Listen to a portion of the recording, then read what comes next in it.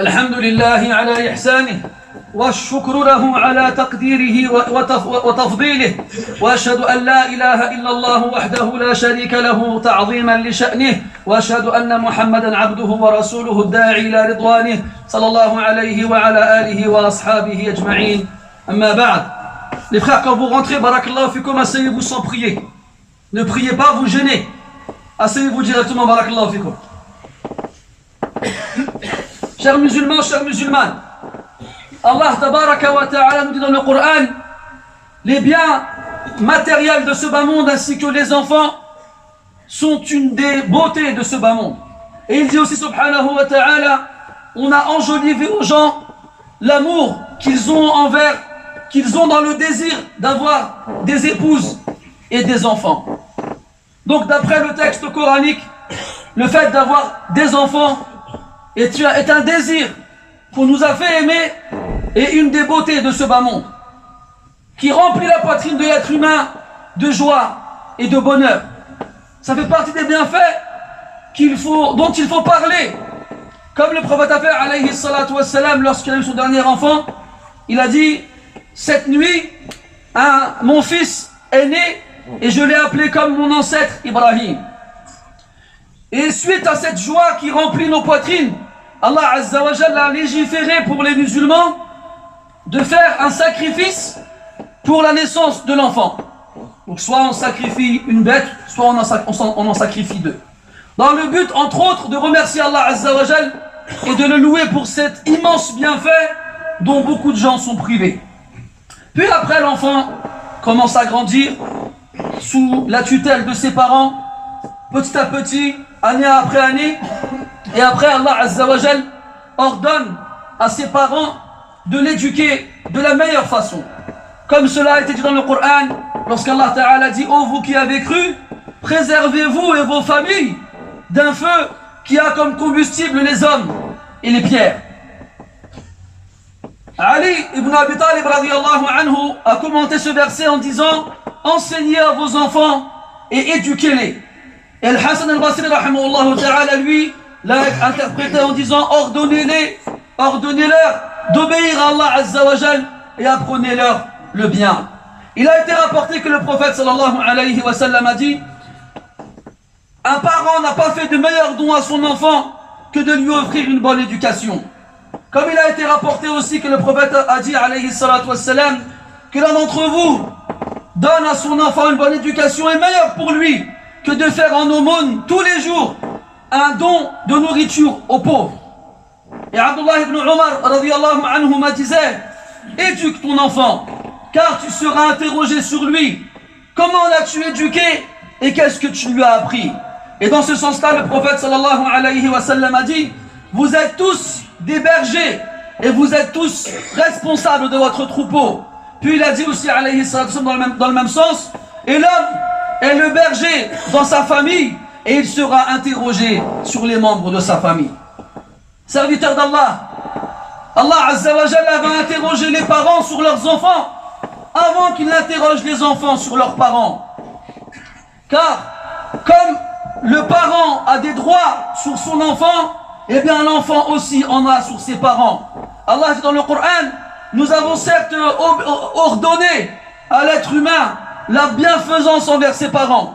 Comme Allah dit, comme dans le verset précédent: préservez-vous, ainsi que vos familles d'un feu ardent.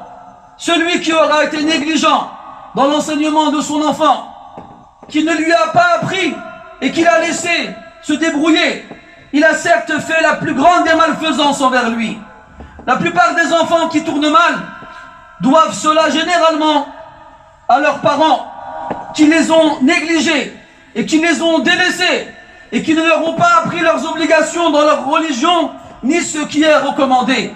Ils les ont donc gâchés alors qu'ils étaient petits et ils n'ont rien pu faire en grandissant ni pour eux-mêmes ni pour leurs propres parents alors qu'ils ont vieilli. Comme on rapporte qu'un homme a reproché à son enfant d'être désobéissant envers lui, alors l'enfant lui a répondu: oh mon père, tu as été mauvais envers moi alors que j'étais jeune, eh bien maintenant c'est moi qui vais être mauvais envers toi alors que tu es grand. Et tu m'as gâché alors que j'étais petit, et moi je vais te gâcher alors que tu es vieux. Serviteur d'Allah, Il se peut qu'en entendant de telles paroles, tu sois inquiété et dérangé, parce que le cœur du père et de la mère se fatigue dans l'éducation des enfants. Et l'âme en prend un coup lorsqu'elle voit les enfants prendre le mauvais chemin. Ce qui crée chez l'homme et chez la femme beaucoup d'inquiétude, d'angoisse et d'anxiété. C'est pour cela que certains savants ont dit, il y a des péchés qui ne sont expiés que par l'angoisse et l'inquiétude qu'on a envers les enfants. D'ailleurs, Allah dit dans le Coran, il se peut que vous détestiez une chose et qu'Allah y mette un très grand bien. Donc il faut voir les choses du bon côté et se dire que c'est un moyen pour qu'Allah expie nos péchés. Et si jamais on trouve parmi nos enfants certains d'entre eux qui nous fatiguent dans leur éducation, alors qu'on demande le pardon de notre Seigneur et qu'on fasse beaucoup d'invocations. Parce que le fait d'invoquer Allah subhanahu wa ta'ala pour qu'il améliore nos descendances est très présent dans le Coran. De nombreux versets rapportent les invocations des pieux et vertueux auparavant pour qu'Allah ta'ala fasse que leur descendance soit pieuse.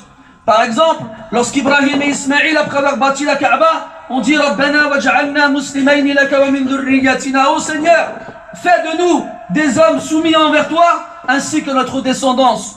Ou lorsque la mère de Maryam, alors qu'elle avait encore dans son ventre, elle a dit et je cherche refuge auprès de toi pour elle et pour sa descendance contre le diable lapidé. Ou encore, lorsque Zacharia a demandé à Allah tabaraka wa ta'ala en disant, ô Seigneur, offre-moi de ta part une descendance bonne et pure. Ou lorsqu'Ibrahim a dit alayhi salam, ô Seigneur, préserve-moi ainsi que mes enfants d'adorer les statues. Et lorsqu'il a dit aussi, ô Seigneur, compte-moi parmi ceux qui accomplissent la prière ainsi que ma descendance. Et lorsqu'il a aussi dit, d'après Sulayman alayhi salam, وَأَصْلِحْ لِي فِي ذُرِّيَّتِي, et améliore-moi ma descendance. Et les versets dans ce sens sont assez nombreux.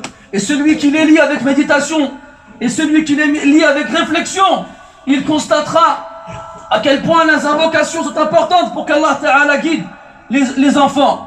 Et il verra que parmi les meilleurs moyens pour que les enfants soient pieux et vertueux, c'est de revenir vers Allah Subhanahu wa Ta'ala en multipliant au maximum les invocations pour qu'ils fassent d'eux des hommes et des femmes vertueux et pieux. Prends garde à perdre du temps dans les nombreux moyens contemporains pour l'éducation des enfants et à négliger à côté le moyen le plus important qui est le fait de revenir vers Allah à travers l'invocation en le suppliant avec véracité et une bonne intention. Un homme a demandé à Al-Hassan al-Basri rahimahullah ta'ala sur le verset Rabbana hab lana min azwajina wa dhurriyyatina qurrata a'yun. Ô Seigneur, offre-nous à travers nos épouses et nos descendances la fraîcheur du regard, la réjouissance du regard, le bonheur. Il lui dit, oh Abu Saïd, qu'est-ce que cette réjouissance du regard? Qu'est-ce que c'est que ce bonheur? Aura-t-il lieu ici-bas ou dans l'au-delà? Alors il lui répond, non, par Allah, il aura lieu d'abord ici-bas. Alors l'homme lui demande, mais qu'est-ce que c'est que ce bonheur? Il lui dit, c'est qu'Allah Azza wa Jal fasse voir à son serviteur, de la part de son épouse, de la part de son frère, de la part de son ami chaleureux, l'obéissance envers Allah subhanahu wa ta'ala. Par Allah, il n'y a pas une chose que le musulman aime plus que de voir son enfant, ou ses parents, ou ses amis chaleureux, ou ses frères, obéir à Allah subhanahu wa ta'ala. Et enfin, nous concluons ce prêche avec le verset où Allah ta'ala dit Yusikumullahu fi awladikum. Allah vous enjoint, Allah vous incombe l'attention envers vos enfants. نسأل الله تبارك وتعالى أن يصلحنا وأن يصلح ذرياتنا وأن يهب لنا من أزواجنا وذرياتنا قرة أعين وأن يصلح أحوال المسلمين في كل مكان إنه ولي ذلك والقادر عليه